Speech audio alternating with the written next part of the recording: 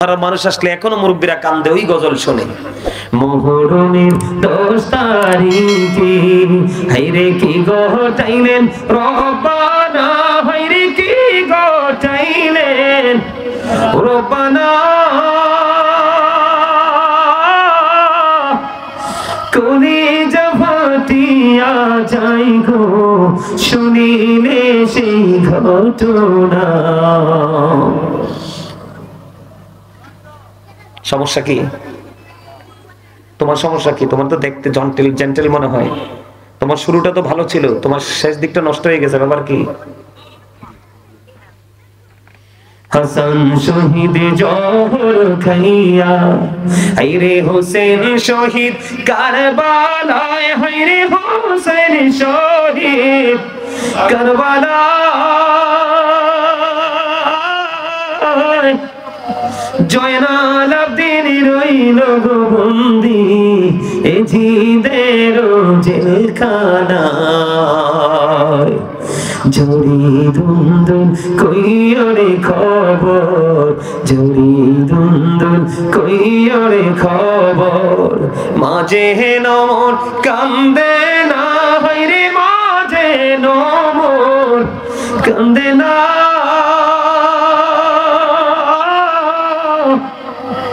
মনের দুঃখ রইল গো মনে, মারে তো দেখা পাইলাম না।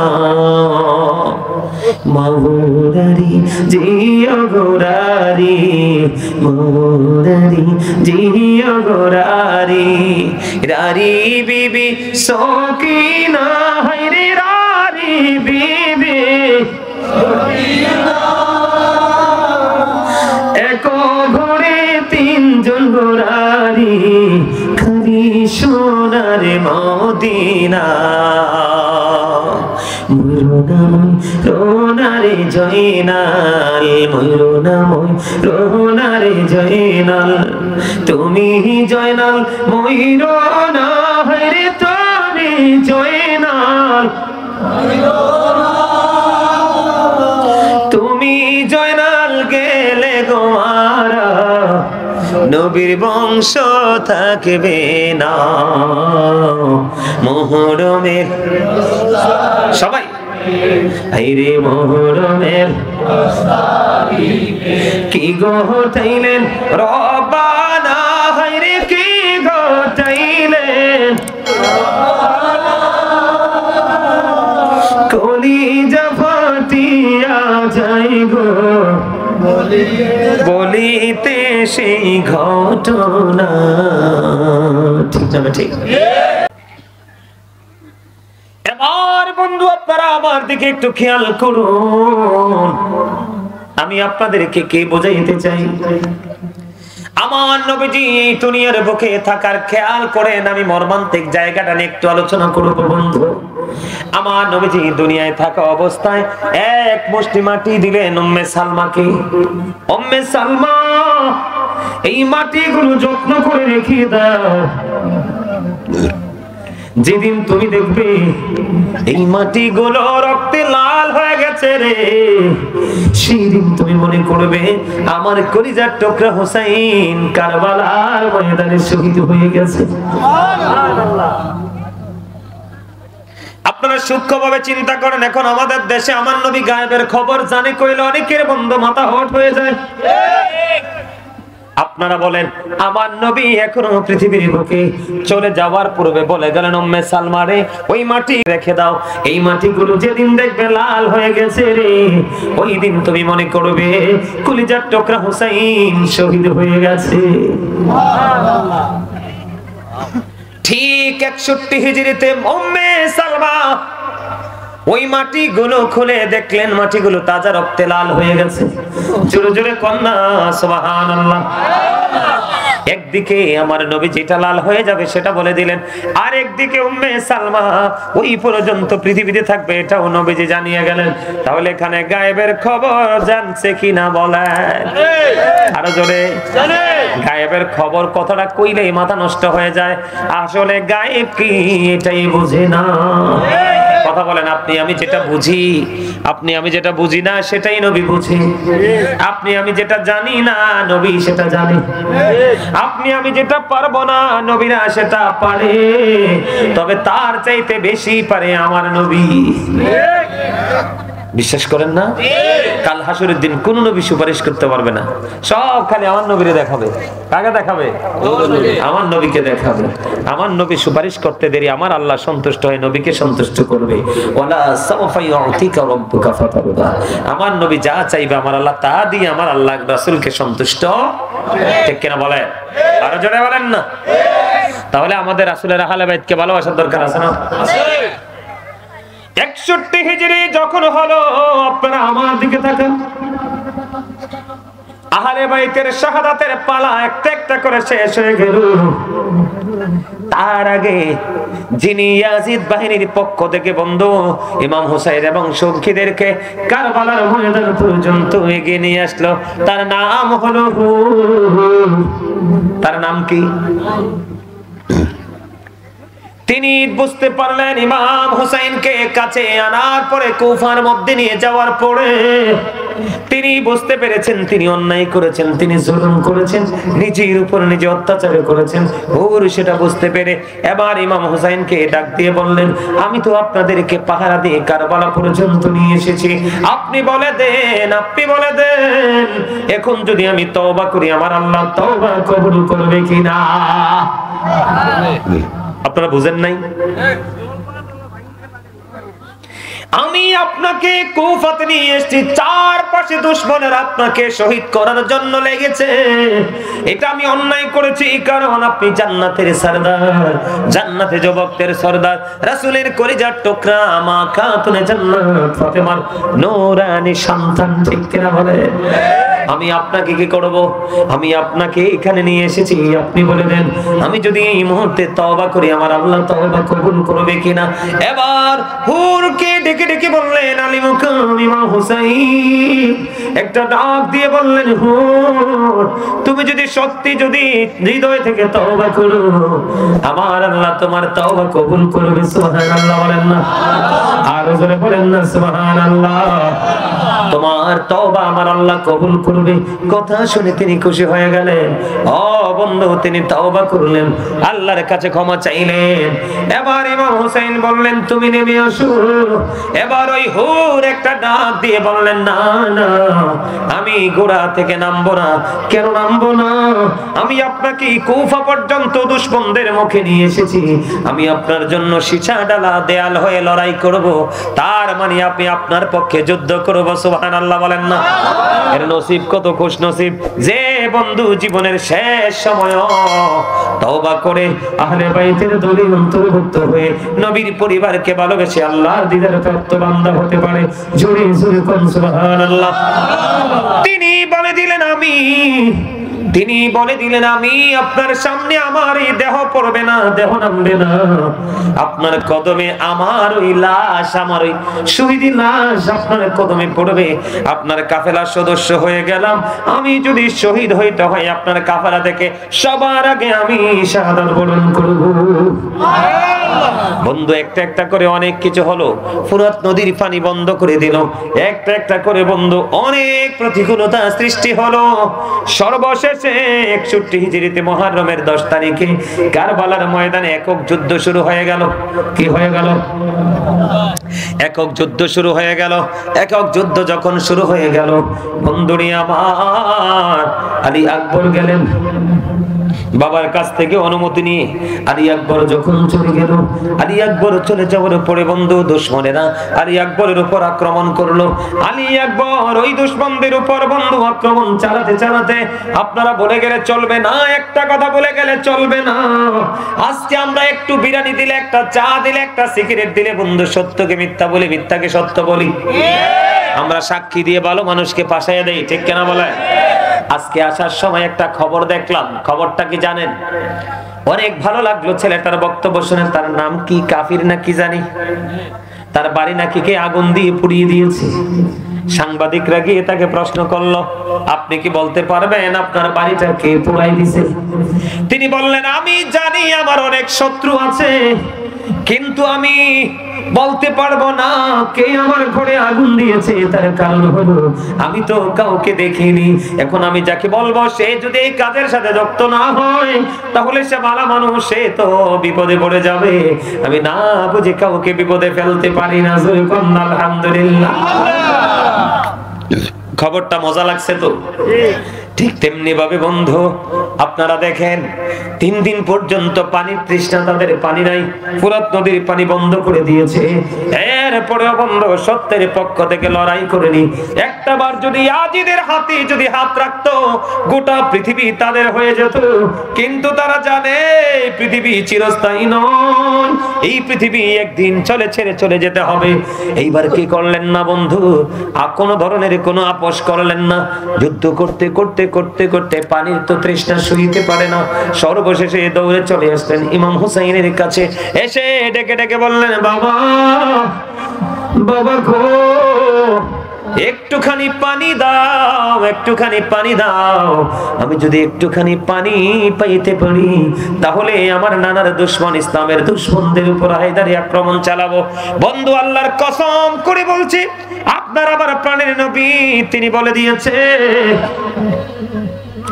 আপনার আমার প্রাণের নবী তিনি বলে দিয়েছে, বলেন ইয়া রাসূলুল্লাহ, ইয়া হাবিবাল্লাহ, ইয়া রাসূলুল্লাহ, ইয়া হাবিবাল্লাহ। থাকে কেন?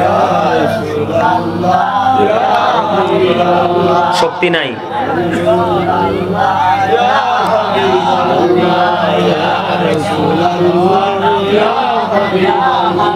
الصلاة والسلام عليك يا رسول الله। আলহামদুলিল্লাহ। মহব্বতে আরেকটু মহব্বতে। মৌমাছি গুনগুন গান গাইতে গাইতে যে এক জায়গা থেকে আরেক জায়গা যায়, এটা শোনেননি? আওয়াজটা শুনছেননি?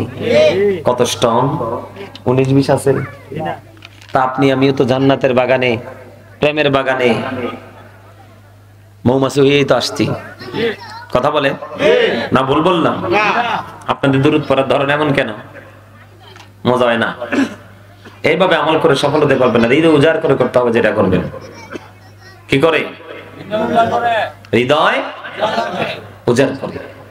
তৃষ্ণা পেয়েছি বাবা আমি তোমাকে, তুমি যেমন তৃষ্ণার্ত আমিও তো তেমনি পানি নাই, আমিও তো তেমনি পানি পাই না। বাবা গো, আমি আমার শুষ্ক জিহ্বাটা বের করে দিলাম, তুমি একটু চুষে নাও। বন্ধু কেমন করে সহ্য করবে মুমিন? ইসলাম তো এমনি এমনি আপনার আমার কাছে আসেনি। আজকে আপনি আমি সেই ইসলাম নিয়ে কত তামাশা করছি। এবার বন্ধু ইমাম হুসাইন রাদিয়াল্লাহু তাআলা আনহু আলী আকবরের দিকে বন্ধু জিহ্বাটা বের করে দিল। আলী আকবর জিহ্বা চষলো, কিন্তু জিহ্বাতে তো কিছু নাই। বাবার যেমন অবস্থা ছেলের তেমন অবস্থা।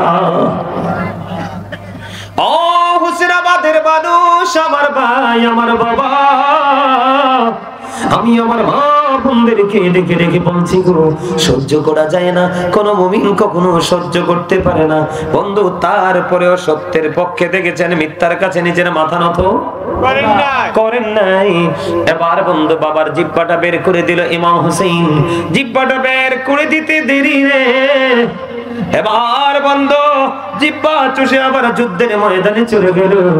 যুদ্ধের ময়দানে যুদ্ধ কিছুক্ষণ করে আলী আকবর শাহাদাত বরণ করে ইন্না লিল্লাহি ওয়া ইন্না ইলাইহি রাজিউন। আলী আকবর কলিজার টুকরা শহীদ হয়ে গেল। এবার বাবা বলে ডাক দিলেন, ডাক দেওয়ার পরে ইমাম হুসাইন চলে গেলেন, কিন্তু কিছুই তো করতে পারলেন না। তার এই পবিত্র দেহ থেকে বন্ধু তীর টানে বের করলো। ওই বন্ধু কুফার মরুভূমিতে রক্তের বন্যা বয়ে গেল। ও বন্ধু নিজের চোখের সামনে নিজের কলিজার টুকরা শাহাদাত বরণ করলো। কাঁধে করে ওই নিজের কলিজার টুকরা সন্তানের লাশ ওই তাঁবুর দিকে নিয়ে আসলো। জোরে জোরে কন্যা আল্লাহু আকবার, আরে জোরে বলেন আল্লাহু আকবার। এবার আলী আকবর শাহাদাত বরণ করলো। ওনার ওই দেহটা বন্ধু কোথায় রাখলেন? তাঁবুর কাছে রাখলেন। রাখার পরে এবার হযরতে হাসান রাদিয়াল্লাহু তাআলা আনহুর কলিজার টুকরা হযরতে কাসিম রাদিয়াল্লাহু তাআলা আনহু দৌড়ে চলে আসলেন। এসে বলতেছে, চাচা চাচা গো, আপনি আমাকে অনুমতি দিন, আমি সত্যের পক্ষে লড়াই করে ওই দলের অন্তর্ভুক্ত হয়ে যাই। ইমাম হুসাইন একটুখানি আপত্তি করলেন। কি করলেন? একটুখানি আপত্তি করলেন, আমার ভাই নাই, আমি তোমাকে কেমন করে অনুমতি দিই? সর্বশেষে ইমাম হুসাইন রাদিয়াল্লাহু তাআলা আনহু তার কলিজার টুকরা ভাই হাসান রাদিয়াল্লাহু তাআলা আনহুর সন্তান হযরতে কাসিম রাদিয়াল্লাহু তাআলা আনহুকে অনুমতি দিলেন। দেওয়ার পরে তিনিও যুদ্ধের ময়দানে চলে গেলেন। যুদ্ধ করতে করতে করতে করতে একটা পর্যায়ে গিয়ে হযরতে কাসিম রাদিয়াল্লাহু তাআলা আনহু শাহাদাত বরণ করলেন। ইন্না লিল্লাহি ওয়া ইন্না ইলাইহি রাজিউন। ধীরে ধীরে বন্ধু এবার কি করলেন? ইমাম হুসাইন ভাতিজার ওই যে দেহ শাহাদাত বরণ করেছে, পড়ে আছে ওই নিথর দেহ, এবার ওই চাচা কি করলেন? ভাতিজার ওই পবিত্র দেহটাকে কাঁধে করে বন্ধু তাঁবুর দিকে নিয়ে আসতেছেন আর বলতেছেন, বাবা গো, আমি তো তোমাকে সাহায্য করতে পারিনি। এই কথা বলার পরে বন্ধু এবার তার লাশটা ওই তাঁবুর কাছে রাখলেন। এই দিক দিয়ে বন্ধু জয়নব এসে প্রশ্ন করলেন, আপনি কি প্রস্তুতি নিয়েছেন? এবার ইমাম হুসাইন রাদিয়াল্লাহু তাআলা আনহু ডাক দিয়ে বললেন, আমার প্রস্তুতিটা কেমন আমি কেমন করে বলবো? আমার প্রস্তুতিটা হলো এমন, আমার মধ্যে একটা তন্দ্রা আসছিল। কি আসছিল? কথা বলে না, ঘুম ঘুম ভাব, মানে একবারে ফাইনাল ঘুমের আগে একটা ভাব আসে কিনা? আমার মধ্যে তন্দ্রা এসেছে। আমি তন্দ্রা আসার পরে আমি স্বপ্নে দেখলাম আমার নানা আমাকে ডেকে ডেকে বলছে, নানা গো, ও নানা, তুমি কিছু সময়ের মধ্যেই আমার কাছে আসছো। তার মানে ইমাম হুসাইন রাদিয়াল্লাহু তাআলা আনহুকে ইয়াজিদ বাহিনী শহীদ করে দিবে। কি করে দিবে? শহীদ করে দিবে। শহীদের সময় বন্ধু ঘনিয়ে এসেছে। এবার আমি আপনাদেরকে বলি, সব শেষ হয়ে গেল। আলিয়াসগড় ওই দিক দিয়ে ছোট্ট আলিয়াসগড় কেউ শাহাদাত বরণ করলো, তীর মেরে দিল, তিনিও শহীদ হয়ে গেলেন। ধীরে ধীরে ধীরে ধীরে এবার ইমাম হুসাইনের পালা। কিন্তু ইমাম হুসাইনের কাছে কেউ আসতে সাহস পায় না। কেউ নাকি এসে বন্ধু তীরের আঘাত করবে, কোন ভাবে আক্রমণ করবে, তারা সাহস পায় না। সর্বশেষে যৌথভাবে ইমাম হুসাইন রাদিয়াল্লাহু তাআলা আনহুকে বন্ধু আক্রমণ করলেন। আক্রমণ করার পরে এক পর্যায়ে তিনি কি করলেন? পড়ে গেলেন। পড়ে যাওয়ার পরে উনি প্রশ্ন করলেন, খেয়াল করবেন আমি কি বুঝাইতে চাইতেছি। একদিকে বন্ধু ইয়াজিদ বাহিনী কি এগেনিস্ট পার্টি, কত হাজার? 22,000। মুখস্থ করে রাখেন, কত হাজার? 22,000। সংখ্যায় বেশি দেখলে হক মনে করেন না। কিও ভাই, কি সংখ্যায় বেশি দেখলে হক মনে করে? সংখ্যায় বেশি কখনোই হক হওয়ার জন্য দলিল নয়। কথা কয় না কেন? কারণ আপনি যদি সংখ্যায় বেশি হলে হক মনে করেন, তাহলে আপনারা খেয়াল করেন বেঈমান কাফের মুশরিক ছাড়া শুধু মুসলমানেরই ৭৩টা দল হবে। কার? আমার কথা কয় না, কার? মুসলমানের ৭৩টা দল হবে। ৭২টা দল যাবে জাহান্নামে আর একটা দল মাত্র যাবে জান্নাতে। তাহলে ৭২ দল হইলে অনেক বেশি বন্ধু, ১৯৯৯ জনই জাহান্নামের, একটা লোক মাত্র জান্নাতি। এই জন্য বলছি বন্ধু, বেশি হলে হক নয়। বোঝানোর জন্য ইমাম হুসাইন পড়ে গেল। তিনি যদিও পড়ে যায়, ওনার হোশ পরিপূর্ণ আছে। উনি ডাক দিয়ে বললেন, এখন কি নামাজের সময়? কয় নামাজের সময়। কয় আমাকে একটু সুযোগ দাও, আমি নামাজ পড়বো। কিন্তু যিনি একটু পরেও কি হয়ে যাবে? শাহাদাত বরণ করবে, তারপরেও সেজদা ছাড়ে নাই। আর আপনার আমার দুনিয়ায় কোনো কাজ নাই, খাইয়ার গুড়ি হাইয়া আলাস সালাহ শোনার পরেও মসজিদে যাই না। আর যারা যায় তাদেরকে নিয়ে আর কি করি? কথা বলেন না কেন? ভুল বলেছি? আমি কি ভুল বলেছি? ইমাম হুসাইন রাদিয়াল্লাহু তাআলা আনহু তিনি বললেন, তোমরা আমাকে একটুখানি সময় দাও, আমি একটু নামাজ পড়িনি। তিনি কি করলেন? জোহরের নামাজ পড়ে নিলেন ওই কারবালার ময়দানে। শত্রুর মেলায় পড়ে জোহরের নামাজ শেষ হয়ে গেল। এবার বন্ধু সীমার চলে আসলো ইমাম হুসাইনকে শাহাদাত শহীদ করার জন্য। জোরে জোরে কন্যা আলহামদুলিল্লাহ।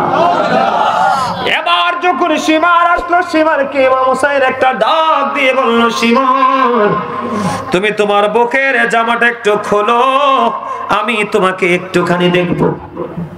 বুঝে নেন, সিমটম জানান। কি করো? তুমি তোমার বুকের জামাটা একটুখানি খুলো, আমি তোমাকে একটুখানি দেখবো। এই কথা বলার পরে সীমার কি করলেন? বুকের জামাটা খুললেন। খোলার পরে আবার চাইয়া দেখলেন তার বুকের মধ্যে সাদা সাদা শ্বেত চিহ্ন দেখা যায়। নাউজুবিল্লাহ। কি দেখা যায়? শ্বেত চিহ্ন। বুঝেননি? আমাদের মধ্যে অনেক মানুষ আছে না, শরীরের বিভিন্ন জায়গা সাদা হয়ে যায়, ঠোঁট সাদা হয়ে যায়, পা সাদা হয়ে যায়, বিভিন্ন। এই রোগটাকে হাদিসের ভাষায় কুষ্ঠ রোগ বলা হয়, আবার ডবল রোগ বলা হয়, আবার আমরা বাংলাদেশের মানুষ এটাকে শ্বেত রোগ বলি। শ্বেত চিহ্ন যখন দেখতে পাইল, এবার বন্ধু ইমাম হুসাইন একটা ডাক দিয়ে বলে, রে সীমার, তুই তো সেই বদকিসমত রে সীমার, তুই তো সেই কিসমত। আমার নানা পৃথিবী ছেড়ে চলে যাওয়ার আগে তিনি বলে গেছে, সাদা দাগের কিছু কুকুর আমার বাগান হরণ করে নিয়ে যাবে, তার মানে ইমাম হুসাইনকে শহীদ করে দিবে। জুড়ে জুড়ে বলুন না নাউজুবিল্লাহ। বন্ধুরি আমার, এবার কি করলেন? ইমাম হুসাইনের পবিত্র দেহে থেকে মাথা মোবারক আলাদা করে ফেললেন। ইন্না লিল্লাহি ওয়া ইন্না ইলাইহি রাজিউন। এবার বলেন না নাউজুবিল্লাহ। আপনার শুধুমাত্র ইমাম হুসাইন রাদিয়াল্লাহু তাআলা আনহুর মাথা যখন আলাদা করে দিল, মাথাটা আলাদা করে দেওয়ার পরে বন্ধু ইয়াজিদ বাহিনী ক্ষান্ত হয়নি। শুধুমাত্র ইয়াজিদের কাছ থেকে দুনিয়া লোভী হয়ে পুরস্কারের আশায়। কিসের আশায়? আরো জোরে বলেন না, কিসের আশায়? পুরস্কারের আশায় মানুষ এমন জঘন্য কাজ করেনি। একদিকে জান্নাত আর একদিকে জাহান্নাম। নবীর কলিজার টুকরা আহলে বাইত হলো কি জান্নাত, ও বন্ধু আর ইয়াজিদ বাহিনী হলো জাহান্নাম। কথা কি বুঝতে পারছেন আমার? বুঝেননি আপনারা? ভালো লাগেনি ওয়াজটা? আমি ওয়াজটাকে একটু চতুর্দিক থেকে মূল জায়গাগুলো তুলে ধরে বন্ধু আলোচনাটা গোছাবো। আপনারা একটু ধৈর্য ধরেন, কারণ ওয়াজটা তো প্রতিদিন হবে না, বছর একদিন হবে। অনেক জায়গায় মাহফিল অনেক বছর করার পরে বন্ধ হয়ে গেছে। তবে এখন বাংলাদেশের যে কোনো জায়গায় যাই, জান্নাতের বাগানগুলোর ক্ষেত্রে বন্ধু যুবকরা বেশি ভূমিকা রাখে। যেখানে যাই যুবকদের আগ্রহ বেশি, তাদের পরিশ্রম বেশি। এখানে আলহামদুলিল্লাহ, এখানেও নাকি আপনাদের যুবকদের অনেক আগ্রহ। রফিক ভাই আমাকে বলছে হুজুর যুবকদের জন্য বেশি করে দোয়া করবেন, কারণ আমাদের এখানকার যুবকরা অনেক বেশি আগ্রহী। সুবহানাল্লাহ বলেন, আরো জোরে বলেন না সুবহানাল্লাহ। ওয়াজটা শোনার দরকার আছে নি? কথা বলেন না কেন? হইছে না? আবার কি করলেন? এই দেহ থেকে বন্ধু মাথাটা আলাদা করে দিল। ওই কুফার মরুভূমিতে বন্ধু ইয়াজিদ বাহিনী, ইয়াজিদের কাছ থেকে পুরস্কারের আশায় ওই জান্নাতি যুবকের সর্দার, জান্নাতি যুবকদের লিডার ইমাম হুসাইন, ওনার এই পবিত্র মাথাটাকে ওই ধুলাবালির মধ্যে পদদলিত করেছে। নাউজুবিল্লাহ বলেন, আরো জোরে বলেন না নাউজুবিল্লাহ। হাদিস শরীফ দ্বারা প্রমাণিত, ইমাম হোসেন যখন শাহাদাত বরণ করেছে বন্ধু, জিনেরা পর্যন্ত ক্রন্দন করেছে। সূর্য গ্রহণ হয়েছে, অন্ধকার হয়ে গেছিল সেদিন। সেই সময়টা মনে হয়েছিল যেন তখনই কিয়ামত কায়েম হয়ে যাবে। ও বন্ধু, ইমাম হুসাইনের শাহাদাতে আসমান কেঁদেছে, জমিন কেঁদেছে। ও বন্ধু, ফেরেশতারা কেঁদেছে, জিন জাতি কেঁদেছেন বন্ধু। শুধু তাই নয়, ইমাম হুসাইনের শাহাদাতের সঙ্গে সঙ্গে সিরিয়ার যে কোনো পাথর সরালে তাজা রক্ত প্রবাহিত হতো। কথা কয় না কেন? আরো জোরে বলেন না। ঝুলন্ত পাথর আছে না নাই? আপনারা জানেননি ঝুলন্ত পাথরের খবর? ওই ঝুলন্ত পাথর থেকে পর্যন্ত রক্ত প্রবাহিত হয়েছে। তাহলে ইমাম হুসাইনের শাহাদাত কেউ মেনে নিতে পারে না, এবং আমার আল্লাহও মেনে নিতে পারেনি। কিন্তু ইমাম হুসাইন উজ্জ্বল দৃষ্টান্ত স্থাপন করেছে। নানা উম্মত গুলোকে মুক্তি দেওয়ার জন্য, শান্তি দেওয়ার জন্য, তারা সত্যের ঝান্ডা উড্ডীন করার জন্য, মিথ্যাকে চিরতরে নিশ্চিহ্ন করে দেওয়ার জন্য জীবন দিয়ে দিয়েছে। তারপরেও পৃথিবীর লোভের কাছে তারা মাথা নত করে না। এটাই হলো ইমাম হুসাইনের শহীদ থেকে সবচেয়ে বড় শিক্ষা। জোরে জোরে কন্যা ঠিক না বেঠে? আরো জোরে বলেন ঠিক না? বন্ধুরে আমার, আপনারা আমার দিকে তাকান। ইয়াজিদ বাহিনী আবার কি করলেন? ইয়াজিদ বাহিনী ইমাম হুসাইনের মাথা নিয়ে বন্ধু রওনা হলেন ইয়াজিদের বাড়ির দিকে। কোন দিকে? ইয়াজিদের বাড়ির দিকে যখন রওনা হলো, যাইতে যাইতে বন্ধু সন্ধ্যা হয়ে গেল। রাস্তার মধ্যখানে তারা তাবু গাড়লো। রাস্তার মধ্যখানে তারা তাবু গেড়ে ইমাম হুসাইনের মাথাটা নিয়ে আশ্রয় নিল। পাশেই ছিল এক খ্রিস্টান পাদ্রীর বাসা। এক খ্রিস্টান পাদ্রী বসবাস করত। এই এই এই, তোর মোবাইলটা পকেটে ঢুকা, নাইলে কিন্তু আমি মোবাইলটা নিয়ে যাবো। আমি কিন্তু তোমার তামাশা চাইতেছি। বেয়াদব কোথাকার, কারবালার ওয়াজ করি বেয়াদবের মতো হাসে। এগুলো মুনাফিকের আচরণ। কারবালার আলোচনা শুনলে কোনো দল মত নাই, একমাত্র ইয়াজিদ বাহিনী ছাড়া কেউর মন শান্তি থাকে না। কথা বলেন না কেন? ইয়াজিদ কারবালা এমন একটা শিক্ষার জায়গা, এমন একটা হৃদয় বিদারক জায়গা, হৃদয়ের যন্ত্রণার জায়গা। মহরম মানুষ আসলে এখনো মুরব্বীরা কান্দে ওই গজল শুনে। মুহরমের 10 তারিখে হাইরে কি ঘটাইলেন রব্বানা, হাইরে কি ঘটাইলেন রব্বানা, কলিজা ফাটিয়া যাই গো শুনিলে সেই ঘটনা। সমস্যা কি তোমার? সমস্যা কি তোমার? তো দেখতে জেন্টেল মনে হয়। তোমার শুরুটা তো ভালো ছিল, তোমার শেষ দিকটা নষ্ট হয়ে গেছে। ব্যাপার কি? হাসান শহীদ জহর খাইয়া, হায়রে হোসেন শহীদ কারবালায়, হায়রে হোসেন শহীদ কারবালায়, জয়নাল আবদিন রইল গো বন্দি এ জিদের জেলখানায়। জড়ি দুন্দুল কইরে খবর, জড়ি দুন্দুল কইরে খবর, মাঝে নমর কান্দে না, হায়রে মাঝে নমর কান্দে না,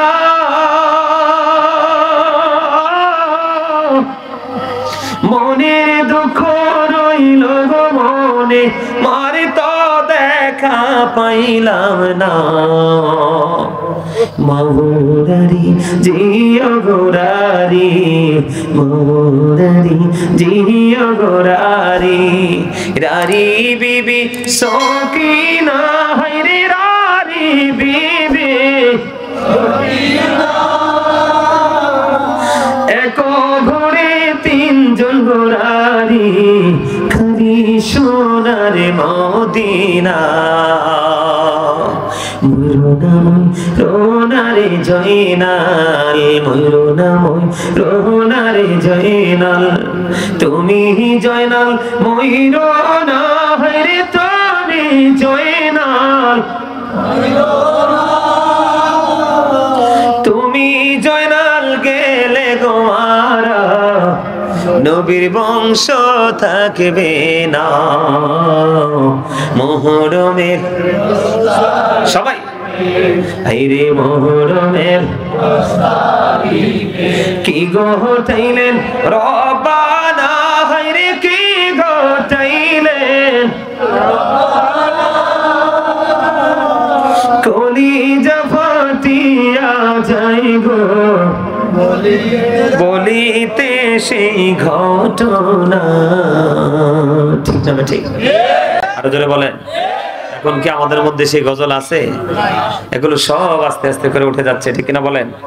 এগুলো আস্তে আস্তে করে সব কি হচ্ছে? আপনারা আমি সামনে থেকে ওয়াজ শুনেন না। আমি এখন থেকে 40 মিনিট আগে একটা ফোন রিসিভ করেছিলাম, এখনো 40 মিনিট হচ্ছে তিনি আমার আলোচনা শুনতেছে, আমি বলতে পারতাম না। এখন মোবাইল ধরে দেখি তিনি লাইনে আছে, ওয়াজ শুনতেছে। কোন জায়গার কি অবস্থা, কেন ফোন করছে জানি না। ফোনটা যখন দিল ভাবছি রিসিভ করে দেই, উনি ফোনটা রিসিভ করলে তো অবশ্যই ওয়াজ করি দেখলে কেটে দিবে, কিন্তু উনি কাটে নাই। এখন মোবাইল ধরে দেখি 40 মিনিট, প্রায় 41 মিনিটের কাছাকাছি হয়ে গেছে। সুবহানাল্লাহ বলবেন না? এটার নাম হলো প্রেম। কি? এটার নাম হলো প্রেম, এটার নাম হলো ভালোবাসা, এটার নাম হলো তাকওয়া, এটার নাম হলো মনোযোগ, আর এটার নামই সর্বশেষ বলে সফলতা।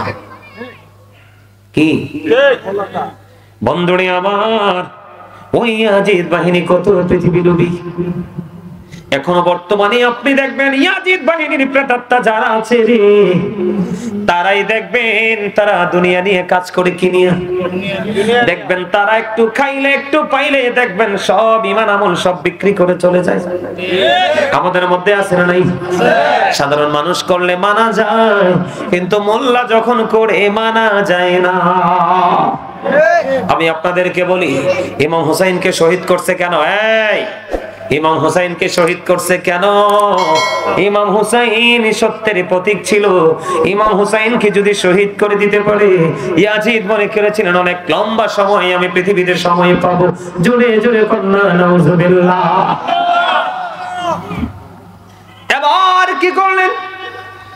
ও ইয়াজিদ বাহিনী তিনি রাস্তার মধ্যখানে তাঁবু গেড়ে অবস্থান করলেন, কারণ সন্ধ্যা হয়ে গেছে আর সামনের দিকে আগানো যাবে না।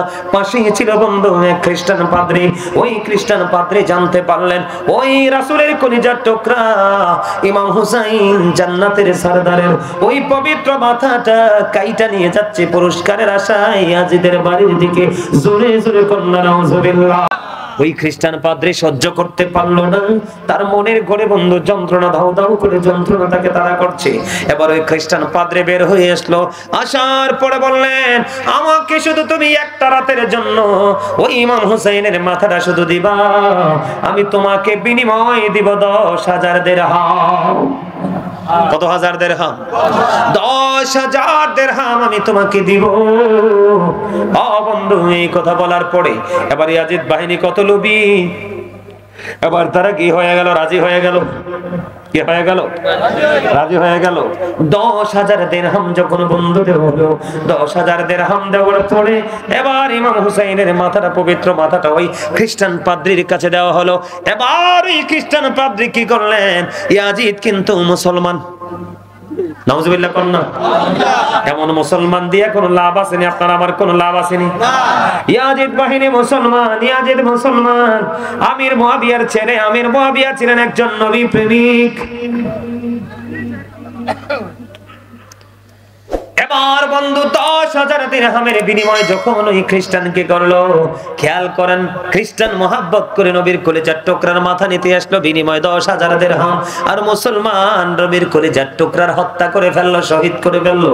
এবার বন্ধু এবার কি করলেন? ওই খ্রিস্টান ইমাম হুসাইনের মাথাটা নিলেন, নিয়ে উঁচু একটা জায়গার মধ্যে রাখলেন, সবচেয়ে সুগন্ধযুক্ত পানি দিয়ে সুন্দর করে ধৌত করলেন। ধৌত করার পরে তিনি উপরে রেখে দিলেন একটা জায়গায়। রাখার পরে তিনি নিচের দিক দিয়ে ওই ইমাম হুসাইনের পবিত্র মাথা মোবারক, চেহারা মোবারকের দিকে তাকায় রইলেন। আর সারা রাত ওই খ্রিস্টান পাদ্রী শুধু কাঁদলো। কেন কাঁদলো জানেননি? আরে দুনিয়া লোভী মানুষ, ও পৃথিবী লোভী মানুষ, কি করলে রে? কি করেছো? রাসূলের কলিজার টুকরাকে কত নির্মমভাবে শহীদ করেছো, নির্লজ্জের মতো আবার পৃথিবীর সম্পদের জন্য পুরস্কারের আশায় ইয়াজিদের দিকে নিয়ে যাচ্ছ। এই কথা বলতে বলতে বন্ধু তাকায়া রইলো, আর চোখের পানিগুলো ঝর্ণার মতো ঝরতে শুরু করলো। বন্ধু কিতাব প্রমাণ করেছে, ওই খ্রিস্টান বলেছে, তার বক্তব্যটা আমি পুরোটা পড়েছি, দেখেছি, সে বক্তব্য দিয়েছে। আমি ওই মাথাটার দিকে তাকায়া রইলাম, আর চোখের পানি ঝর্ণার মতো পড়তে থাকলো। আমি চাইয়া দেখলাম সাদা ধবধবে নুরানি একটা পাখি যেন ওই ইমাম হুসাইনের মাথা মোবারক শুধু তাওয়াফ করছে। ও বন্ধু, আমার কাছে মনে হয় ওই ধবধবে নুরানি পাখি আমার প্রাণের নবী হতে পারে। ঠিক কিনা বলেন? কে হতে পারে রে? ও বন্ধু, এমন নির্মম শহীদ কেউ তো মেনে নিতে পারে না। ও বন্ধু, আপনারা জানেন না, জিনেরা পর্যন্ত কেঁদেছে। সূর্য গ্রহণ হয়েছে, অন্ধকার হয়ে গেছে, মনে হয় যেন কিয়ামত কায়েম হয়ে যাবে। এমন ভয়ঙ্কর সিচুয়েশন ছিল। ওই সিরিয়ার যে কোনো পাথর সরালে রক্ত প্রবাহিত হতো।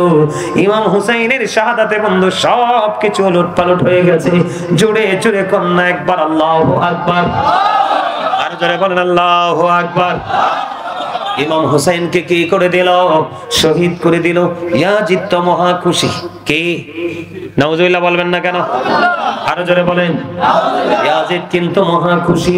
এত বেশি খুশি রে, যেই খুশির কথা বন্ধু বলে শেষ করতে পারবো না, যেই খুশির কথা বলে বন্ধু শেষ করতে পারবো না, এত বেশি খুশি হলেন ইয়াজিদ।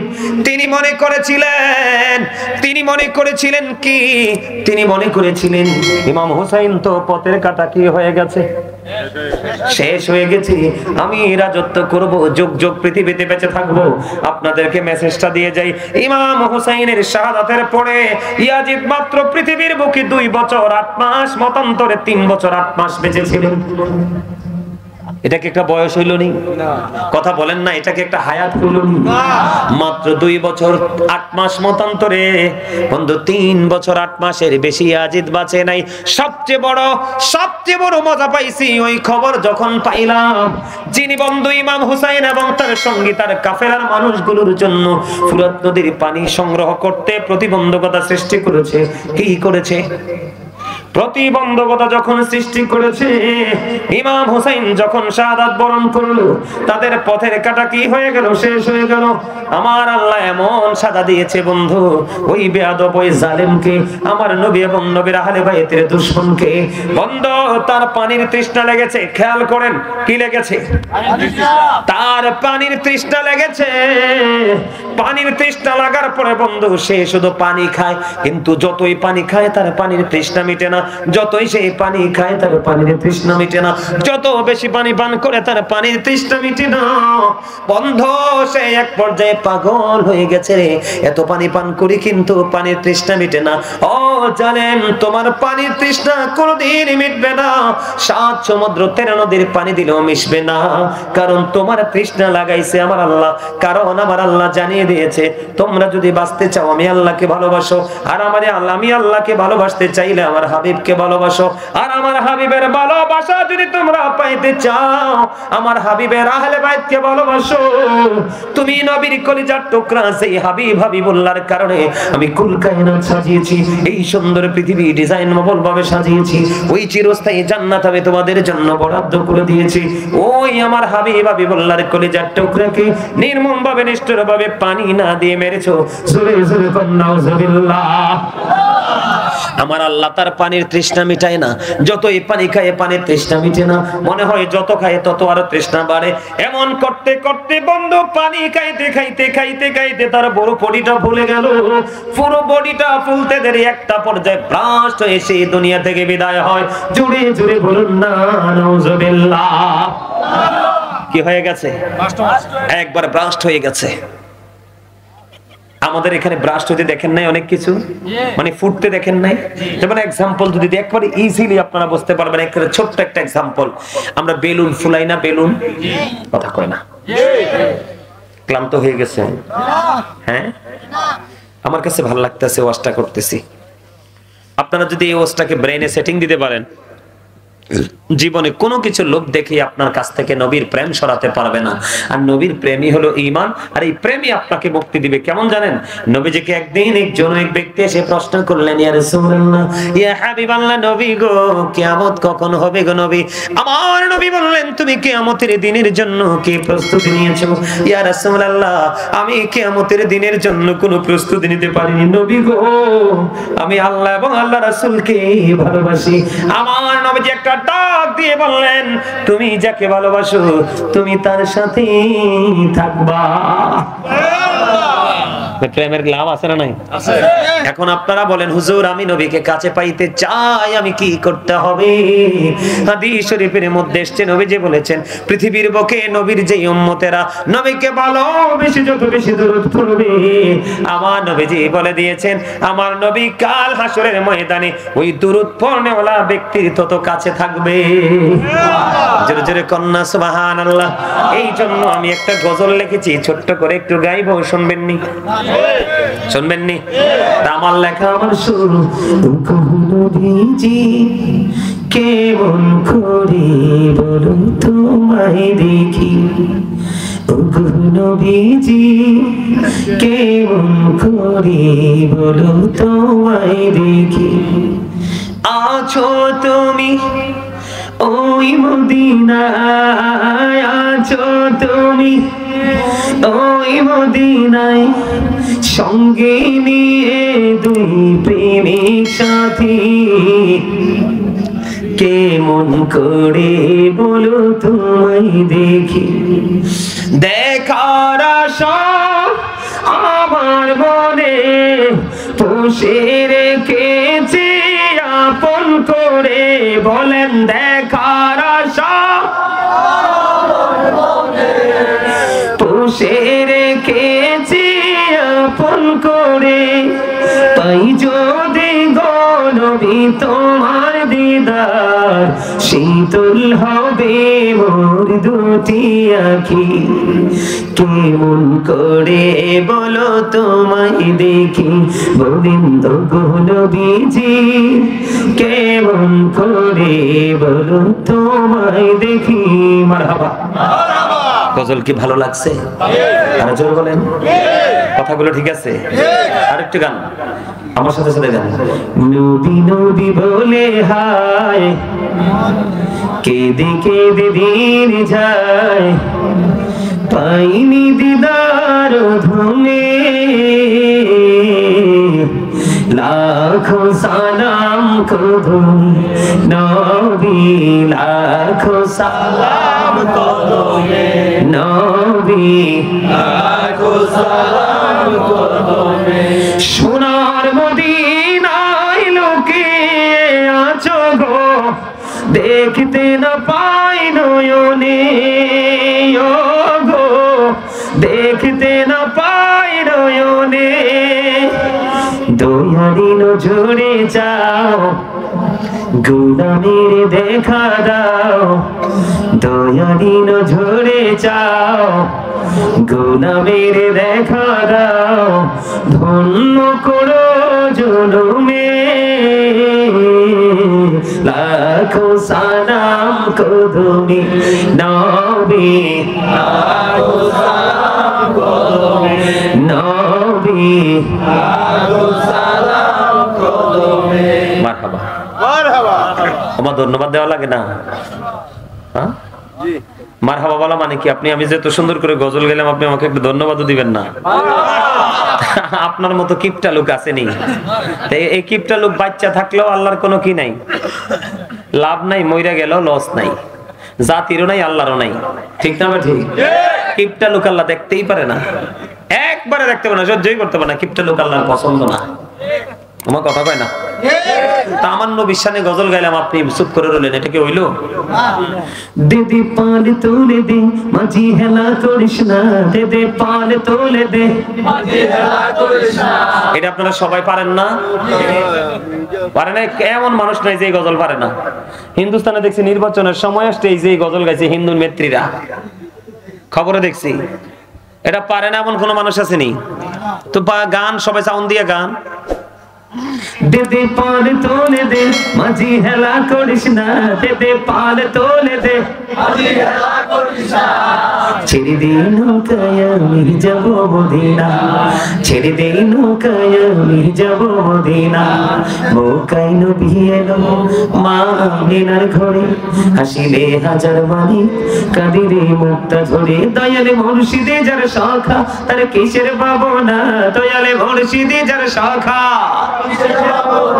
আমার হৃদয় মাঝে কাবা, নয়নে মদিনা, আমার হৃদয় মাঝে কাবা, নয়নে মদিনা। নূরের রোশনীতে দুনিয়া গেছে ভরে, সেই নূরের বাতি জ্বলে মদিনার ঘরে ঘরে। দয়ালে মুর্শিদে যার শাখা, তার কিসের ভাবনা, দয়ালে মুর্শিদে যার শাখা। আমার হৃদয় মাঝে কাবা, নয়নে মদিনা, আমার হৃদয় মাঝে কাবা, নয়নে মদিনা। মজা লাগে না? আরো জোরে। নবীর শান মজা লাগে না তিতা লাগে? আরো জোরে বলেন। গোলাপ নীলাম গাঁদা নীলাম নীলাম রজনী গন্ধা মনের শোকে মালা গাঁথিব সকাল থেকে সন্ধ্যা একই বড় দেখা দাও যদি ও গো কামনি বলা একই বড় দেখা স্বপ্নে রাত্রি বেলা হাসি মুখে পড়াবো তোমায় হাজার ফুলের মালা বলো ইয়া রাসূলুল্লাহ ইয়া হাবিবাল্লাহ বলো ইয়া রাসূলুল্লাহ মারহাবা ভালো লাগে না নবীর শান ভালো লাগে না যার কাছে ভালো লাগে ওইটাই সফল আর যার কাছে ভালো লাগে না এটাতে গলদ কথা কয় না কেন জোরে বল বলেছি বন্ধুরে আমার দিকে তাকান আপনার আমার আলোচনা এখনো শেষ হয় নাই এবার আপনারা আমাকে একটা প্রশ্ন করতে পারেন বা নিজের মনের ঘরে প্রশ্ন আসতে পারে বলে হুজুর ইয়াজিদ বাহিনীর বিপক্ষে কেন গো যুদ্ধ করতে হলো কেন গো নিজের জীবনকে উৎসর্গ করতে হলো কেন এত কষ্টের পরে ইয়াজিদ বাহিনীর সাথে হাত মিলাইনি তার কারণ হলো ইয়াজিদ বাহিনী হলো কোরআন হাদিসের বিপক্ষে আল্লাহ নবীর দুশমন আর ইমাম হুসাইন ছিলেন আমার নবীর আদর্শে ঠিক কিনা বলা আর জোরে আবার আমি আপনাদেরকে বলি ইয়াজিদ বাহিনী অবস্থা কেন হলো ইমাম হুসাইন কেন যুদ্ধ করলে এদিকে তাকান ইয়াজিদ তিনি ছিলেন একজন মুসলমান কি তবে নামের না কামের ইয়াজিদের জন্য জান্নাত না জাহান্নাম আমি আপনাদেরকে ছোট্ট করে আলোচনাটা শেষ করে গুছিয়ে দিই কারণ রাত অনেক হয়ে গেছে বন্ধু ইয়াজিদ একজন মুসলমান ছিল আমির মুয়াবিয়ার ছেলে কিন্তু ইয়াজিদের উপদেষ্টা যিনি ছিলেন তার নাম ছিল বন্ধু শারজুন বিন মানসুর রুমি যিনি দিনের বেলা বানর নাচাতো রাতের বেলা মদের আসর বসাতো এবং মদের আসর বসাইয়া অসৎ মহিলাদের কিনে নাচ গানের আয়োজন করত আরো জোরে কন্যা এখন আমি আমার সামনে যে যুবক ভাইয়েরা আছো তোমাদেরকে বলি আমি যদি তোমরা যুবক ভাই তোমরা আমার দিকে তাকাও যুবক যারা আছো তোমরা দেখতে পাও বন্ধু তোমাদের মসজিদের ইমাম সাহেব রাতের বেলা বানর নাচায় দিনের বেলা বানর নিয়ে নাচানাচি করে ভেলকি দেখায় রাতের বেলা যদি দেখো তুমি যে সেই মদের আসর বসালো এবং অসৎ নারীদের কিনে নাচানাচি করলো গোপনে তুমি কি তাকে নেতা মানবা নাকি তুমি 3-4 জন মিলে এসে তাকে মসজিদে ঢুকলে ইচ্ছা মতো পিটাইবা কথা কয় না কেন তাহলে ইমাম হুসাইনের যুদ্ধ সঠিক না ঠিক আরো জোরে যিনি নেতা হবে তার একজন ইমানদার মুসলমানের নেতা একজন ইহুদি হবে নাউজুবিল্লাহ কোন মুসলমান কি সেটা মেনে নিতে পারে ও বন্ধু তার এটা মেনে নেয়নি ইমাম হুসাইন দেখলেন সে ইসলাম কোরআন সুন্নাহর মুখ কোনো কিছু নেই সবকিছু কবর দিয়ে বেঈমান কাফেরদের সংস্কৃতিকে সে প্রতিষ্ঠিত করতেছে কারণ ইহুদি বন্ধু তার উপদেষ্টা আমি আপনাদেরকে বলি ওই যে মদের কথা বললাম মদটা হালাল না হারাম আল্লাহ কোরআনে বলেছেন ইন্নামাল খামরু ওয়াল মাইসিরু ওয়াল আনসাবু ওয়াল আজলামু রিজসুম মিন আমালিশ শাইতান ফাজতানিবুহু লাআল্লাকুম তুফলিহুন আমার আল্লাহ জানিয়ে দিয়েছেন মদ জুয়া মূর্তি ভাগ্য গণনা ঘৃণ্য বস্তু শয়তানের কাজ দেখি চা খাইতে নিয়ে আইছে তারা দিয়ে দাও এক কাপ চা দাও কি দাও তোমার কাছে আইছে চাওয়ালার কাছে আইলে বুঝতে হইব চাইলে আইছে কথা কানা কিনলে আরো জোরে এই কথাটা না কইলে কি তার হাসলে হইলে হ্যাঁ আমি কই চাই সবাই হাসক সবাই কি হোক আরো জোরে রফিক ভাই এতক্ষণ কই আসলেন এতক্ষণ লাগাইয়া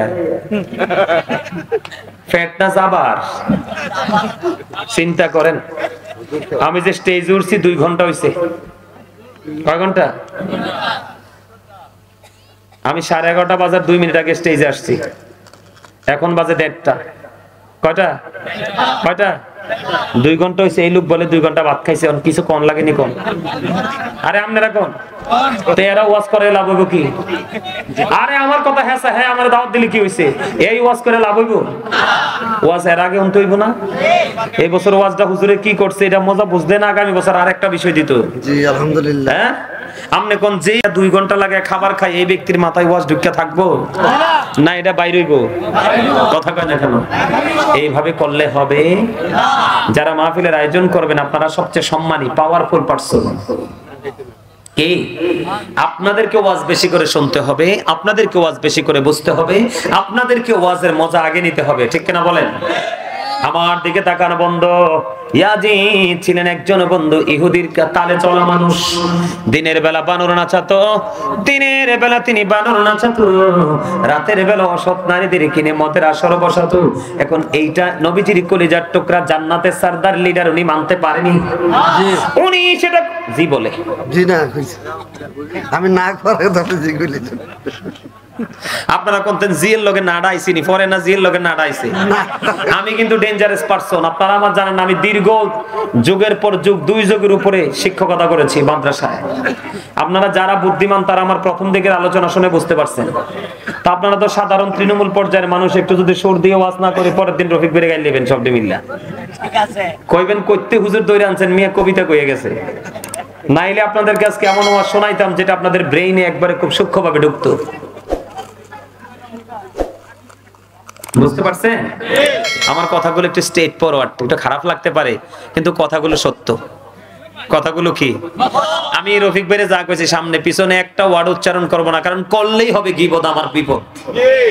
করলেই কি বিপদ? আর এটা হলো আমার জন্য বিপদ, কারণ গীবত যে গায় তার মতো নিকৃষ্ট পৃথিবীতে আর কেউ হতে পারে? যে আপনি গীবত যার গাইলেন আপনি তার গোশত খাইলেন, কাল হাশরের ময়দানে ওই ব্যক্তিকে আপনার সামনে তুলে দেওয়া হবে। আল্লাহ বলবে তার গোশত কামড়ায় কামড়ায় খা, কামড়ায় কামড়ায় খেতে থাকবে, মুখটাকে শুধু বেঞ্চাতে থাকবে, চিৎকার করতে থাকবে, কিন্তু লা ইয়ামুতু, মরতে পারবে না, ফিহা ওয়ালা ইয়াহইয়া, বাঁচতেও পারবে না, ওয়া মা হুম আনহা বিগাইবিন, পালাতেও পারবে না। যাবেন কই? উপায় আছে নি? বাঁচারও সুযোগ নাই, মরারও সুযোগ নাই, পালাবারও সুযোগ নাই। ইন্না বাতাসা রাব্বিকা লাশাদীদ, দৌড় দেওয়ারও সুযোগ নাই, আল্লাহ ধরবে খুব শক্ত কইরা। কি কইরা? আমার ওয়াজ বুঝতেছেন আপনারা? ব্রেনে ঢুকতেছে? বন্ধুনি আমার দিকে তাকান। ইয়াজিদ বাহিনী, ইয়াজিদ এবং তার বাহিনী বন্ধু ক্যারেক্টারলেস ছিল, চরিত্রহীন ছিল। তার কারণ হলো এমন কোন নষ্ট কাজ তারা বাদ নাই যে করে নাই। 61 হিজরিতে কারবালা হলো,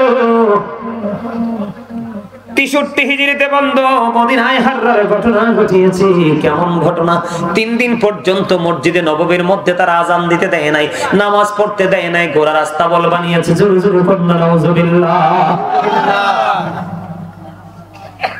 61 হিজরিতে রাসূলের আহলে বাইতকে শহীদ করে দিয়ে 63 হিজরিতে তারা আরো প্রবল গুন্ডামি শুরু করে দিয়েছে। ওই গুন্ডামিটা হলো কেমন জানেননি? ওই ইয়াজিদ বাহিনীর তাণ্ডবে মদিনায় বন্ধু 1000-এরও বেশি মহিলা অবৈধ সন্তান প্রসব করেছে। এত আস্তে কারবালা হয়েছে 61 হিজরিতে, ঘটনা ঘটেছে 63 হিজরিতে বন্ধু। 3 দিন পর্যন্ত বন্ধু জিলহজের চাঁদের 3 দিন পর্যন্ত মদ খাওয়া, জুয়া খেলা, ধর্ষণ, খুন খারাপি সব ইয়াজিদ বাহিনী বৈধ বলে ঘোষণা দিয়েছে। তাদের এই বৈধতার ঘোষণা দেওয়ার পরে যেই মসজিদে নববীতে নামাজ পড়লে কি করলে? যেই মসজিদে নববীতে নামাজ পড়লে, বন্ধু মদিনার হেরেমে নামাজ পড়লে 50,000 রাকাতের সওয়াব পাওয়া যায়। ওই মদিনার হেরেমে, ওই মদিনায় মসজিদে নববী, ওটার মধ্যে 3 দিন পর্যন্ত আযান দিতে দেয়নি, নামাজ পড়তে দেয়নি, ঘোড়া রাস্তা বল বানিয়েছে। জোরে জোরে বলুন না নাউজুবিল্লাহ। এটা কি ইমাম হুসাইন মেনে নিতে পারতো? এটা তো তার চরিত্র আগে এমন ছিল। 1000-এরও বেশি নারী অবৈধ সন্তান প্রসব করেছে। যেই সন্তানগুলো জারজ ওই ইয়াজিদ বাহিনী বন্ধু তাদের উপর হায়নার মতো আক্রমণ করেছে। আমি আপনাদেরকে বলি, কোন যুক্তি তর্ক ছাড়া, কোন ঝগড়াঝাটি ছাড়া 700-এরও বেশি সাহাবীকে ইয়াজিদ বাহিনী হত্যা করেছে।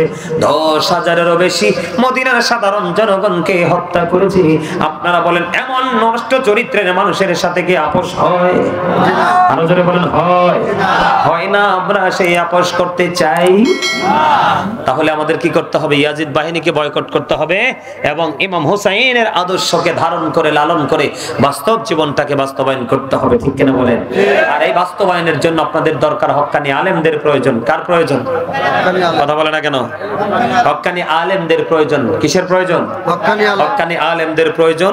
কারণ হক্কানি আলেমদের সাথে যুক্ত থেকে আপনি একটার পর একটা আলোচনা শুনে শুনে নিজেদের লাইফ স্টাইলকে চেঞ্জ করতে পারবেন। আল্লাহ আমাদের সবাইকে কবুল করে নিক। সকলে বলেন আমিন। 5 ওয়াক্ত নামাজ পড়বেন, হালাল পথে রোজগার করবেন, যেই পথে চললে আল্লাহ রাসূল খুশি সেই পথে চলার চেষ্টা করবেন। আল্লাহ যেন কবুল করে নিক। সকলে বলেন আমিন। আজকের এই মাহফিলে আপনারা কি সবাই খুশি নাকি বেজার? আপনারা আজকের মাহফিলে সবাই খুশি? আপনারা যারা এখনো পর্যন্ত বাইরে আসেন সবাইকে বলছি মাহফিলে চলে আসেন। আমার আলোচনা শেষ, আমি আর আলোচনা করব না। আপনাদের সবাইকে আরে কইতে হবে না মিয়া, আরে কোন লাগতো না তো। আমার আগে যেটা মুখ খুলছে আমি কি বুঝি নাই? কথা বল না কেন? ওই আরেকটা সিজন থেকে আমার সাইড কাউন্টার দেয়। এই কারণে আমরা যেই কোনো প্রোগ্রামে যাই না। অনলাইনে দেখবেন হাজার হাজার লক্ষ লক্ষ মানুষ আসে, মই পোকের মতো মৌচাকে মৌবাসিমরা বসে থাকে। মুসল্লির জিগাই তাবারক নিবি নেই, নিবানি কয় না হুজুর তাবারকের লেগে আইছি, নামের লেগে আইছি। তামনের লেগে আইছি মানেই তো প্রেম। সুবহানাল্লাহ বলে না? আমি মনে করছিলাম রফিক ভাই থেকে বোকা আন্দি দি সালাক কোনের আগে সুবহানাল্লাহ কইয়ে ফেলছে। আলহামদুলিল্লাহ বলেন আরো জোরে, আর একটু মহব্বতে বলেন না আলহামদুলিল্লাহ। আলহামদুলিল্লাহর মানে বুঝুননি, অল প্রেজ ইজ টু আল্লাহ। সমস্ত প্রশংসা আল্লাহর জন্য। লাভ ফর আল্লাহ, ভালোবাসা আল্লাহর জন্য। হেট ফর আল্লাহ, ঘৃণাও আল্লাহর জন্য। আমরা এখানে যা করবো আল্লাহর জন্য। সিস্টেমটা একটু ব্যতিক্রম। আল্লাহ যাদেরকে দাওয়াত দিয়েছেন তাদের কথা শুনে প্রেম লাগাবো রাসূলের সাথে, আর রাসূলের সাথে প্রেম লাগলে অটো আল্লাহর সাথে প্রেম হয়ে যায়। সুবহানাল্লাহ। ওয়াজ করেছে কে? আল্লাহ। কোরআনে প্রমাণ। মসজিদের মিম্বরের জন্য আপনাদেরকে একটু নগদ সাহায্য করতে হবে। রাজি আছেন নি? ওমা সব দিশন স্টার্ট কি খেয়ে গেল? দিবেন না? আমি কি কইছি আপনাকে বাড়ি থেকে বিক্রি করে এনে দেন, গয়নাগাটি বিক্রি করে দেন, জায়গা জমি বিক্রি করে দেন? এটা কি বলছি? আমি বলছি নগদ দিতে হবে। তো নগদ 1 টাকাও হতে পারে, 1000ও হতে পারে, হর পারে না? কথা কয় না। আপনারা কই যাইতাম? এতক্ষণ কারে 2 ঘন্টা তো ওয়াজ করছে, তো এই ওয়াজ শুনে লাভ হইল কি?